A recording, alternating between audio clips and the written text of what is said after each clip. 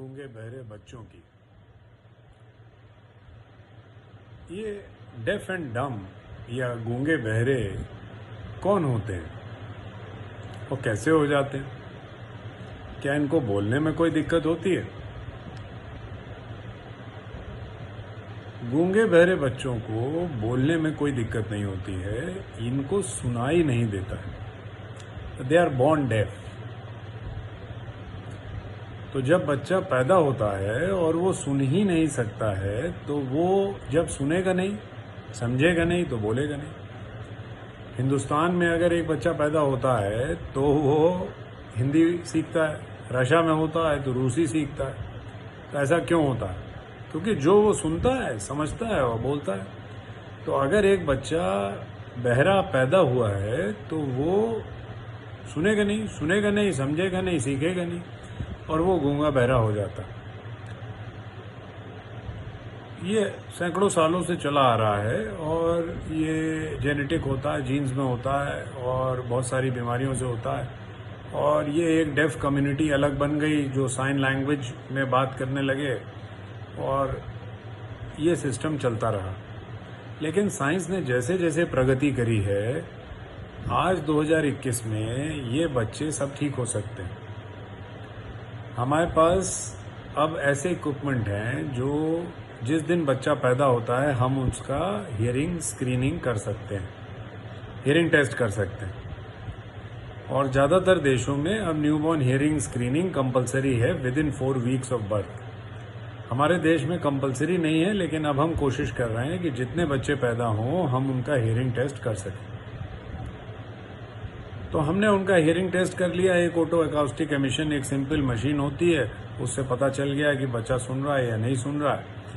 अगर वो नहीं सुन रहा है तो और टेस्ट हैं, जैसे बेरा है और एएसएसआर है।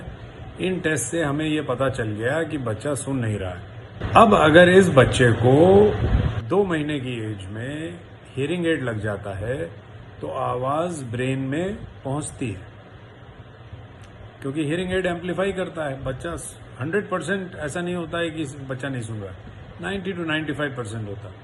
तो हियरिंग एड से कुछ आवाजें जा रही हैं और उसका दिमाग जिंदा रहता है, नसें जिंदा रहती।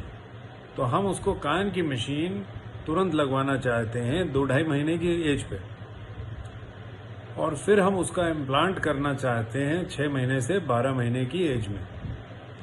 1 साल के अंदर इम्प्लांट हो जाना चाहिए, क्योंकि अगर ये ऑपरेशन डिले होता है तो जैसे जैसे उम्र बढ़ती है, चूंकि दिमाग को सिग्नल नहीं मिल रहा है, तो दिमाग एक बहुत वर्सेटाइल स्ट्रक्चर है। वो कहता है कि कोई भी हिस्सा हमारा खाली ना रहे, हम उसको यूज करें। तो जब आवाज नहीं आ रही है तो वो कहता है ये एरिया तो हियरिंग वाला तो बेकार पड़ा है, तो आंखों में इसका इस्तेमाल किया जाए। तो हम ये सुनते हैं कि जब आपका ईश्वर एक सेंस लेता है तो बाकी सेंस बहुत बेटर हो जाते हैं। इसीलिए हो जाते हैं क्योंकि दिमाग उसको यूटिलाइज करता है दूसरे सेंसेस में। तो अगर हम उसको हियरिंग देते रहते हैं तो वो एरिया प्रिजर्व्ड रहता है, डेवलप्ड रहता है इम्प्लांट के लिए।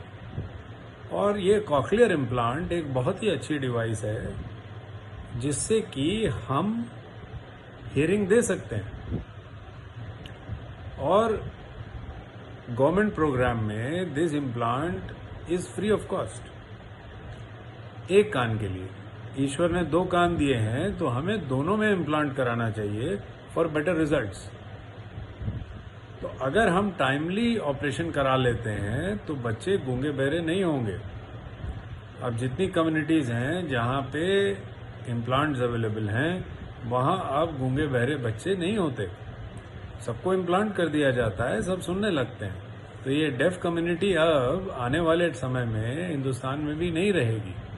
और बहुत सिंपल और सेफ ऑपरेशन है। सुबह खाली पेट बच्चा आता है, हम ऑपरेशन करते हैं, अगले दिन सुबह छुट्टी हो जाती है। It's a very safe surgery. और उसके बाद एक स्पीच थेरेपी का ट्रेनिंग सेशन रहता है फॉर अनदर 2 years। लेकिन अगर 1 साल के बच्चे का ऑपरेशन हुआ है तो हम बहुत कॉन्फिडेंटली कह सकते हैं कि यह बच्चा अच्छा सुनेगा और अच्छा बोलेगा। 5 साल के अंदर रिजल्ट्स कॉक्लियर इम्प्लांट के अच्छे हैं, 3 साल के अंदर बहुत अच्छे हैं और 1 साल के अंदर बहुत ही अच्छे हैं। 5 साल के बाद इम्प्लांट के रिजल्ट्स अच्छे नहीं हैं और सिर्फ सुनना थोड़ा बहुत आ सकता है। जो एडल्ट्स हैं जिनमें हियरिंग एड्स काम नहीं कर रही हैं, जैसे बहुत सारे एडल्ट हैं जो ये कहते हैं साहब सुनाई तो दे रहा है लेकिन शब्द समझ में नहीं आते, उनमें ये इम्प्लांट बहुत अच्छा काम कर रहा है 70+ एज ग्रुप में। तो 70 के ऊपर अगर बुजुर्ग हैं और आपको सुनने में दिक्कत है, आप इम्प्लांट की तरफ जा सकते हैं। धन्यवाद।